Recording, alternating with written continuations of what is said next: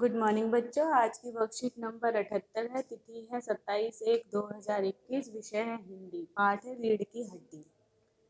गोपाल प्रसाद बीच में ही।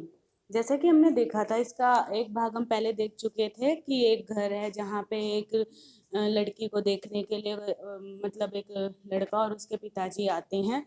तो यहाँ पे बेटा वही बातचीत आगे बढ़ रही है। गोपाल प्रसाद बीच में ही। यह बात दूसरी है बाबू राम स्वरूप। मैंने आपसे पहले भी कहा था, लड़की का खूबसूरत होना निहायत जरूरी है। कैसे भी हो, चाहे पाउडर वगैरह लगाए चाहे वैसे ही। बात यह है कि हम आप मान भी जाएं, मगर घर की औरतें तो राजी नहीं होती। आपकी लड़की तो ठीक है। रामस्वरूप जी हाँ, वह तो अभी आप देख लीजिएगा। गोपाल प्रसाद देखना क्या, जब आपसे इतनी बातचीत हो चुकी है तब तो यह रस्म ही समझिए। हाँ हाँ, यह तो आप मेरे ऊपर भारी एहसान। हाँ हाँ, और जायजा तो मिल ही गया होगा, यानी जन्म पत्री। जी, जायजे का मिलना सब क्या मुश्किल बात है। ठाकुर जी के चरणों में रख दिया, बस खुद ब खुद मिला हुआ समझिए। यह ठीक कहा आपने, बिल्कुल ठीक। थोड़ी देर रुक कर, लेकिन हाँ, यह जो मेरे कानों में भनक पड़ी यह तो गलत है ना। रामस्वरूप चौंक कर, क्या? गोपाल प्रसाद, वह पढ़ाई लिखाई के बारे में। जी हाँ, साफ बात है साहब, हमें ज़्यादा पढ़ी लिखी लड़की नहीं चाहिए। मेम साहब तो रखनी नहीं। कौन भुगतेगा उनके नखरों को। बस हद से हद मैट्रिक पास होनी चाहिए। क्यों शंकर? शंकर, जी हाँ, कोई नौकरी तो करानी नहीं। रामस्वरूप, नौकरी का तो कोई सवाल ही नहीं उठता।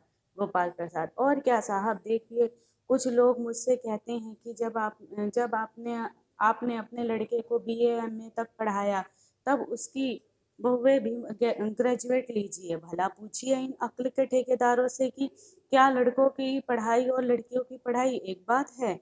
अरे, मर्दों का काम तो है ही पढ़ना और काबिल होना, मगर औरतें भी वही करने लगेंगी। अंग्रेजी अखबार पढ़ने लगेंगी और पॉलिटिक्स वगैरह पर बहस करने लगेंगी, तब तो हो चुकी गृहस्थी। जनाब, मोर के पंख होते हैं, मोरनी के नहीं। शेर के बाल होते हैं, शेरनी के नहीं। रामस्वरूप, जी हाँ, और मर्द की दाढ़ी होती है, औरत की नहीं। हाँ हाँ। शंकर भी हंसता है, मगर गोपाल प्रसाद शंकर गंभीर हो जाते हैं। गोपाल प्रसाद, हाँ हाँ, वह भी सही है। कहने का मतलब यह है कि कुछ बातें दुनिया में ऐसी है जो सिर्फ मर्दों के लिए है, और ऊंची तालीम भी ऐसी चीजों में से एक है। ऊंची तालीम यानी कि ऊंची शिक्षा। गोपाल प्रसाद जी एक रूढ़िवादी सोच के व्यक्ति हैं, जो कि ये सोचते हैं कि शिक्षा जो है, ऊंची पढ़ाई लिखाई जो है, वो लड़कों के लिए, आदमियों के लिए, औरतों के लिए नहीं। ठीक है, अब हम इसके प्रश्न उत्तर देख लेते हैं। गोपाल प्रसाद के कानों में क्या भनक पड़ी थी? गोपाल प्रसाद के कानों में यह भनक पड़ी थी कि लड़की पढ़ी लिखी है।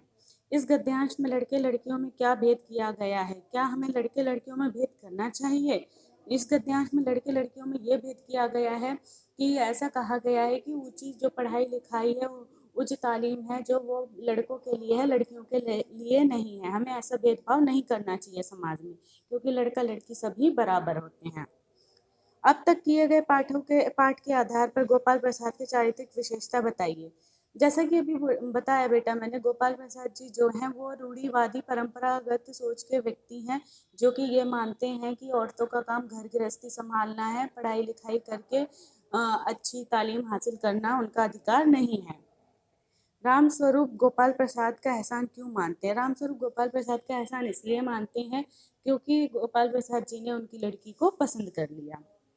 तालीम से आप क्या समझते हैं? तालीम का अर्थ होता है शिक्षा। क्या यह सिर्फ मर्दों का अधिकार है? क्यों अथवा क्यों नहीं? नहीं, ये मर्दों का अधिकार नहीं है। ये औरतों यानी लड़कियों को भी बराबर का अधिकार मिला हुआ है। इसमें सिर्फ ये नहीं है कि लड़का ही उच्च शिक्षा प्राप्त करेगा, लड़कियां भी उच्च शिक्षा प्राप्त कर